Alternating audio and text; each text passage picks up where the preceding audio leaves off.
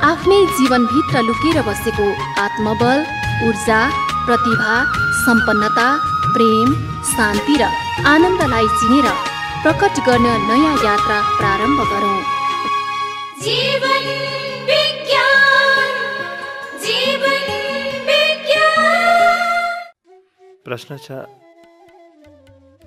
के गरे भने विचार शान्त हुन्छन्? ध्यानमा पनि विचार अत्यन्तै धेरै चल्छ, अरू बेला त चल्छन्। यी विचार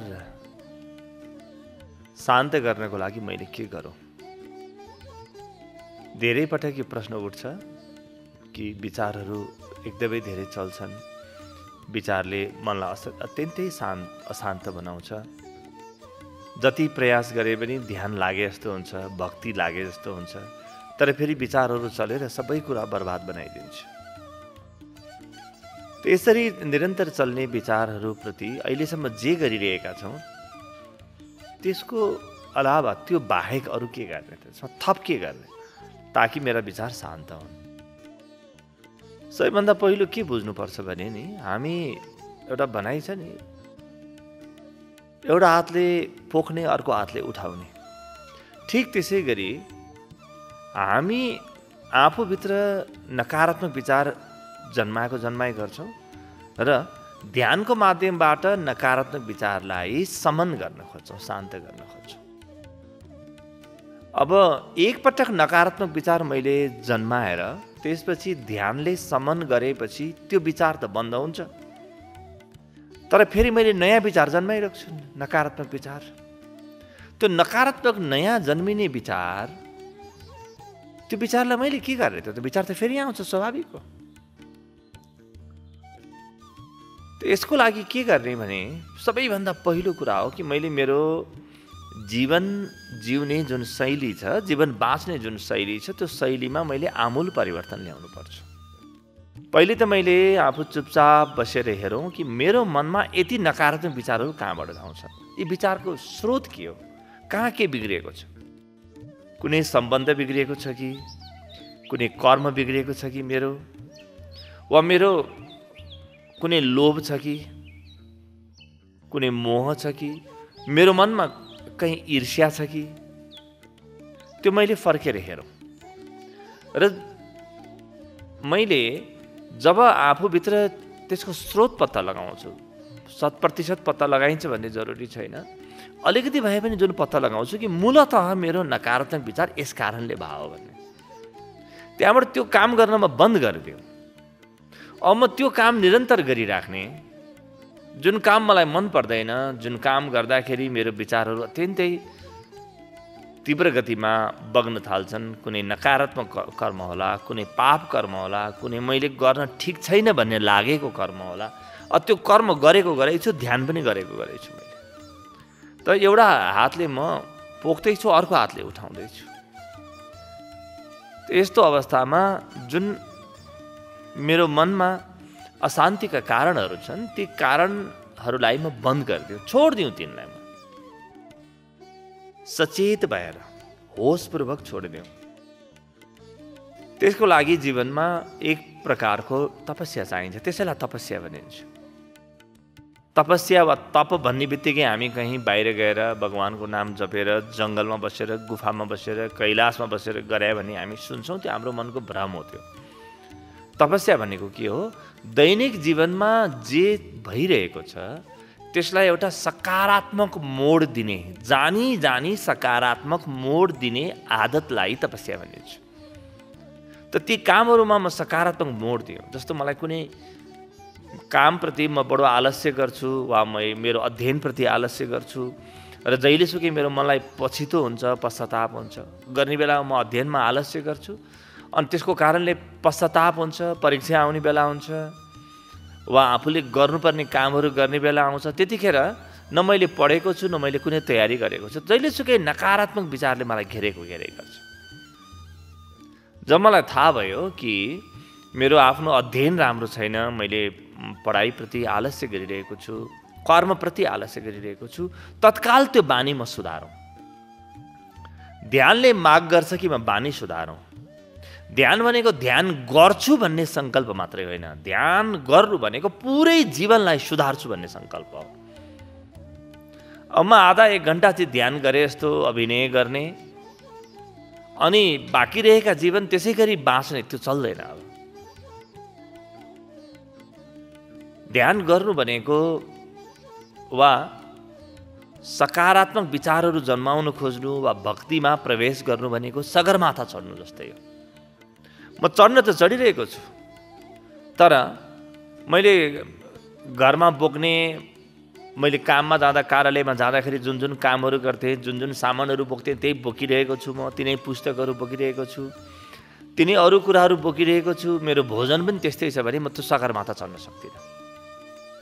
सगरमाथा चढ्नको लागि मेरो भोजनको प्रक्रिया, मैले कस्ता प्रकारका खाद्य पदार्थहरू सेवन गर्छु, मैले के कुरा अध्ययन गर्छु र मैले आफ्नो साथमा के राख्छु, त्यो सबैलाई आमूल परिवर्तन गरिदिनुपर्छ। सगरमाथा चढ्ने मान्छे हल्का फुल्का हुनुपर्छ र यदि उसँग सामानको भारी भयो भने पनि सगरमाथा चढ्न मद्दत पुग्ने सामानको मात्रै भार हुनुपर्छ। अरू सामानको भार भयो भने काम लाग्दैन। ध्यान गर्ने मान्छेले आफ्नो मनलाई सकारात्मक बनाउन जे चाहिन्छ त्यो कुराको भारी बोक्न सक्छ। जस्तो म अरूलाई मद्दत गर्न सक्छु, अरूलाई मद्दत गर्न म थालेँ भने मेरा नकारात्मक विचारहरू ममा बस्ने कुनै ठाउँ नै हुँदैन। यो अलिकति बोझ लाग्छ। म हरेक दिन अरूलाई मद्दत गरौँ, म आफ्नो निजी लोभको घेराबाट बाहिर निस्क्यौँ, स्वार्थको घेराबाट बाहिर निस्क्यौँ, यो बडो अप्ठ्यारो लाग्छ। तर यही हो तपस्या। जसरी सगरमाथा चढ्ने व्यक्तिले आफ्ना लागि चाहिने सामग्री बोक्छ, कुनै खाद्य पदार्थ होला, कुनै त्यो पर्वतारोहणको क्रममा चाहिने आफ्ना सामग्रीहरू होलान्, गियर्स भनिन्छ नि, त्यस्ता सामग्रीहरू होलान्। ठिक त्यसै गरी एउटा ध्यानले भरिएको जीवन बाँच्ने व्यक्तिका लागि जे गर्नुपर्छ त्यो मेरो जीवनमा प्रारम्भमा भार जस्तो देखिन्छ, तर त्यही सबैभन्दा बढी काम लाग्छ। मैले अरूमाथि गरेको करुणा, कसैप्रति गरेको सेवा, मेरो हृदयको माया, मेरो हृदयको प्रेम, सजगता, जागरुकता, हरेक दिन मैले आलस्य नमानिकन गरेका अभ्यासहरू काम लाग्छ। यी सकारात्मक भारीहरू एउटा बिन्दुमा यिनलाई बिसाउन मिल्छ, बिसाउनु पनि पर्दैन, आफै बिस्तारै सकिँदै जान्छन्। जीवनमा तेज बढ्दै जान्छ, निर्विचार बढ्दै जान्छ। जति विचारको भित्र बवन्डर कम भयो त्यति नै जीवनमा तेज बढ्ने हो, त्यति नै अनुहार पनि उज्यालो हुने हो, त्यति नै भक्ति हुने हो, त्यति नै ध्यान हुने हो। त सकारात्मक कुरालाई म लिएर हिँडौँ र नकारात्मक कुरालाई म छोडौँ, त्यो हिम्मत चाहिन्छ। अब म कसैसँग झगडा गरिरहन्थेँ, अब म ध्यान गर्ने सङ्कल्प गरेँ अनि झगडा पनि म गरिरहन्छु, त्यो कसरी चल्छ? अब मैले जानी त्यो झगडाको वृत्तिलाई त्याग गर्न थाल्नुपर्छ।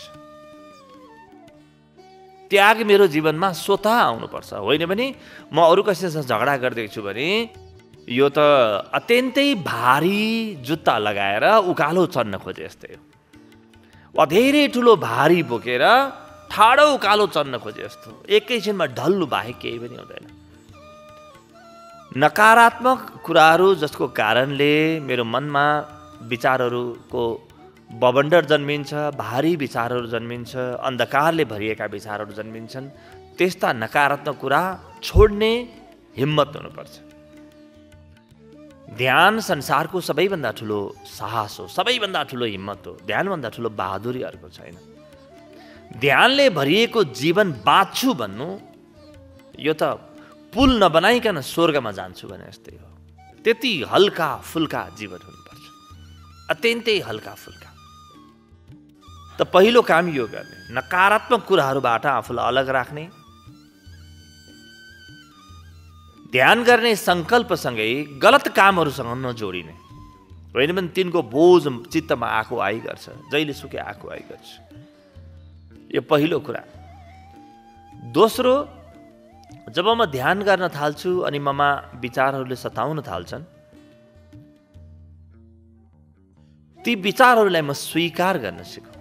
विचारहरूसँग म लडेर कहीँ पनि पुग्दैन। फेरि म याद दिलाउन चाहन्छु, सबैभन्दा पहिले हामीले के भन्यौँ कि जीवनको शैलीलाई सुधारौँ। जीवनमा भइरहेका गलत कर्महरू, आलस्यले भरिएका कर्महरू, पाप कर्महरूलाई छोडिदिउँ। जहाँ पनि मलाई मेरो मनमा कहीँ यसले मलाई बोझ उत्पन्न गरेको छ, यो मेरो भार हो जीवनको भन्ने लाग्छ, त्यसलाई छोडिदिउँ पहिलो। दोस्रो, छोडेर पनि सबै कुरा एकैचोटि त छुट्दैन। मेरो मनमा विचारका केही घेराहरू त बाँकी रहन्छन्। ती पुराना घेराहरू बार बार आउँछन्, सताउँछन्। अब ध्यानमा बसेको बेलामा म ती नकारात्मक विचारहरूसँग लड्न बन्द गरिदिएँ। विचारहरूसँग लड्ने होइन, विचारसँग लड्न म थालेँ भने त्यो विचार मेरै जीवनको एउटा अङ्ग हो। म आफैसँग लडे जस्तै हुन्छ। म आफैसँग लडेँ भने म हार्छु, कसैले पनि जित्दैन। मेरो दाहिने हात बायाँ हातसँग लड्यो भने के हुन्छ? मेरो दाहिने आँखाले बायाँ आँखासँग आरिस गर्यो भने के हुन्छ? ईर्ष्या गर्यो भने के हुन्छ? तैँले हेरिस्, मैले हेर्न नपाउनु भन्यो भने अलि दिनमा ती दुईटाको बिचमा मारामार हुन्छ। त्यही भएर भगवान्ले जानी जानी बिचमा नाक राखिदिएको होला कि दुईटा आँखा नलडुन्। म मेरा चलिरहेका विचारहरूलाई जस्ताको तस्तै स्वीकार गर्न सिकौँ। अरू बेला स्वीकार गर्नु पर्दैन। अरू बेला त नकारात्मक काम बन्द गर्ने, सकारात्मक काम प्रारम्भ गर्ने भन्यौँ हामीले। त्यसपछि विचारका हुरी, अनियन्त्रित विचारको बाढी अत्यन्तै कम हुन थाल्छ। तर कम भए पनि हुन त हुन्छ। थोरै एउटै विचारले पनि ध्यानमा अवरोध गर्छ, निद्रामा अवरोध त गरिहाल्छ। एउटै विचारले पनि जीवनमा खुसी आउनबाट रोक्छ। त्यस्ता भारी हुन्छन् विचारहरू। त्यो एक छ कि लाख छ अर्थै छैन, एक पनि विचारै हो। त यससँग के गर्ने? दोस्रो सूत्र हामी भन्दै थियौँ कि म ध्यानमा भएको बेलामा विचारलाई स्वागत गर्ने, विचारसँग नलड्ने, नकारात्मक विचार आयो पनि नभन्ने, बस सजग भएर हेरिराख्ने, अत्यन्तै सजग भएर हेरिराख्ने। चुपचाप मान्नुहोस् कि तपाईँ आफ्नो बच्चा लिएर कहीँ जानुभएको छ, बच्चा खेलिरहेको छ, तपाईँलाई थाहा छ यो बच्चा लड्दैन, अत्यन्तै सुरक्षित ठाउँ छ, हराउने सम्भावना पनि छैन, यो बच्चालाई कहीँ चोटपटक लाग्ने सम्भावना पनि छैन भन्ने लाग्यो भने तपाईँ बच्चालाई छोडिदिनुहुन्छ र बसेर हेरि मात्र राख्नुहुन्छ, आनन्द लिनुहुन्छ, केही पनि गर्नुहुन्न। त्यो बच्चा एकछिन उफ्रिन्छ, कराउँछ, थाकेपछि आएर काखमा आएर लुसुक्क निदाउँछ। ठिक त्यसै गरी विचार जुन उठेका छन् ती विचारप्रति तटस्थ भाव हुने हो भने विचारहरू केही दिनमै थाक्छन्। विचार जन्मिन नै गाह्रो हुन थाल्छ। नकारात्मक विचारहरू आफ्नो एकछिन रूप देखाउँछन्, रङ देखाउँछन्, तर मैले तिनलाई ध्यान नदिएपछि ती फर्केर जान्छ। सजग हुनु भनेको के हो? ती प्रति तटस्थ हुनु हो। अत्यन्तै आफ्नो तर्फबाट कुनै संलग्नता छैन। बस भगवान् शिव भन्नुहुन्छ शिव सूत्रमा कि हेर, तिम्रो आत्मा रङ्गमञ्च हो, त्यहाँ जे पनि हुन्छ हुन देऊ, त्यो अभिनयको मजा लिऊ। हामी अभिनयको मजा लिँदैनौँ। हामी यो विचार मन परेन मलाई भनेर त्यो विचारलाई निकालेर फाल्न खोज्छौँ। एउटा विचारलाई निकालेर फाल्ने पनि अर्को विचार त होला नि। र एउटा कुरा के छ भने एउटा विचार आयो मेरो मनमा, त्यो विचारलाई निकालेर फाल्न अर्को विचार जन्माउनु पर्यो भने पहिलो भन्दा दोस्रो विचार बढी बलवान हुन्छ। निकालेर फाल्ने विचार त बलवान हुनु पर्यो। बलवानले न कमजोरलाई निकालेर फाल्छ। त अर्को बलवान विचार मैले जन्माएँ भने म भित्र झन् बढी अनियन्त्रित विचार बढे। अब त्यो फेरि त्यो बलवान विचारलाई निकालेर फाल्न अर्को तेस्रो विचार मैले उत्पादन गर्छु भित्रबाट। र एउटा अनन्त श्रृङ्खला चल्छ, एउटा दुष्चक्र प्रारम्भ हुन्छ जसको कुनै पनि अन्त्य छैन। विचारका श्रृङ्खलाहरूको अन्त्य नै हुँदैन। यसरी विचारलाई हस्तक्षेप गर्नु हुँदैन ध्यानमा। अहस्तक्षेपको सिद्धान्त हो, नन अलाइनमेन्टको प्रिन्सिपल हो। पटक्कै हस्तक्षेप नगर्ने, जे हुन्छ भइराख्न दिने। सम्झिने शिवसूत्रको यो सूत्र जसले पुरै मनुष्यलाई, सम्पूर्ण मनुष्य जातिलाई अध्यात्म, योग, ध्यान पहिलो पटक सिकायो भगवान शिव, जो यी सबै विद्याका मूल गुरु हुनुहुन्छ। उहाँको सूत्र जीवनमा प्रयोग गरौँ न कि आत्मा रङ्गमञ्च हो, यहाँ जे हुन्छ हुन देऊ। जब म बस्दछु ध्यानमा, आउन नकारात्मक विचारहरू, आउन कि जाउन केही अर्थ छैन, चुपचाप बसेर हेरिराखौँ। र ध्यान कुन दिन लाग्छ? जुन दिन विचारहरूप्रति म असंलग्न हुन थालेँ। होइन भने हाम्रो पुरानो मनले के गर्छ? ओहो, नकारात्मक विचार आयो, यो विचार बेकारमा आयो, नआएको भए हुन्थ्यो, कसरी फालौँ, के गरौँ? म त बडो योगी भइसकेँ भन्ठानेको थिएँ, साधु भइसकेँ भन्ठानेको थिएँ, यस्ता विचारहरू किन आएका होलान् भन्ने फेरि नयाँ हजारौँ विचार जन्मिन्छन्। आएको थियो एउटा विचार, तर त्यो विचारसँग लड्न हजारौँ विचार म नयाँ जन्माउँछु। होइन, कुनै विचार जन्माउनु जरुरी छैन। आत्मा रङ्गमञ्च हो। यहाँ विभिन्न प्रकारका नाटकको मञ्चन हुन्छ, विभिन्न खेलहरू भइरहन्छन्, विभिन्न चलचित्रहरूको प्रदर्शनी भइरहन्छ। एउटा रङ्गमञ्च हो, रङ्गशाला हो। कुनै पनि दिन रङ्गशालाले त्यहाँ खेल्ने खेलाडीलाई तिमीले राम्रोसँग खेलेन यसरी खेल भनेर भनेरै भन्ने सुनेका छौ। रङ्गशालाले त स्थान दिन्छ, उफ्रिन दिन्छ, कुद्न दिन्छ। उसलाई थाहा छ कि दिनभरि कुद्छन्, बेलुकी घर जान्छ, बेलुकी फेरि ठाउँ खाली हुन्छ, निर्विषय हुन्छ त्यो चेतना। बेलुकी भएपछि थाहा छ कि दिनभरि कुदमकुद गर्छन्, नाटक गर्छन्, अभिनय गर्छन्, कुनै नेताको भाषण होला, कुनै कलाकारको होला, कुनै जुलुस होला, आन्दोलन होला, जे होला, त्यो रङ्गमञ्चले हुन दिन्छ सबै। रङ्गमञ्चले कहिले पनि हस्तक्षेप गर्दैन, जो आए पनि स्वागत गरिदिन्छ रङ्गमञ्च। र आउँदाखेरि खुसी हुँदैन, ओ तपाईँ आउनुभयो, कस्तो कृपा गर्नुभयो, म माथि पनि भन्दैन। बेकारमा किन आउनुभएको, हिजो पनि आउनुभएको थियो, आज पनि किन आउनुभएको भनेर भन्दैन। र जाने बेलामा दिनभरि बसिदिनु भयो, धन्यवाद पनि भन्दैन। वा दिनभरि मलाई दुःख दिनुभयो, तपाईँ गएको राम्रो पनि भन्दैन, केही पनि भन्दैन। रङ्गमञ्च अत्यन्तै तटस्थ छ। रङ्गमञ्च साक्षी छ। रङ्गमञ्च आकाश जस्तै छ। जे भइरहेको छ त्यसलाई हुन दिन्छ, निरन्तर हुन दिन्छ।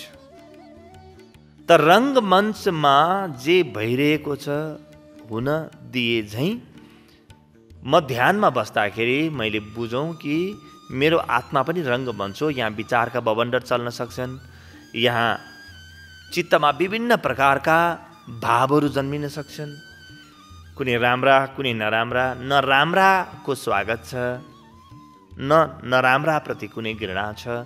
यो भाव मैले राख्नुपर्छ। ध्यान गर्ने व्यक्तिहरू भन्छन् कि गुरु मैले आज गुरुहरूलाई देखेँ, मैले आज देवी देवता देखेँ। गहिरो ध्यान गर्ने व्यक्तिले देवी देवता देख्नु र चोर देख्नु एउटै हो। यी दुईटै विचार। तपाईँको आत्माको रङ्गमञ्चमा आज साधु आएर प्रवचन गर्यो, भोलि चोर आएर चोर्ने कला सिकायो, के रङ्गमञ्च प्रभावित हुन्छ? त्यसले नहुनुपर्ने हो त मैले कुन चित्र देखेँ त्यससँग मेरो मोह किन भयो? गुरु मैले यस्तो देवी देवता देखेँ।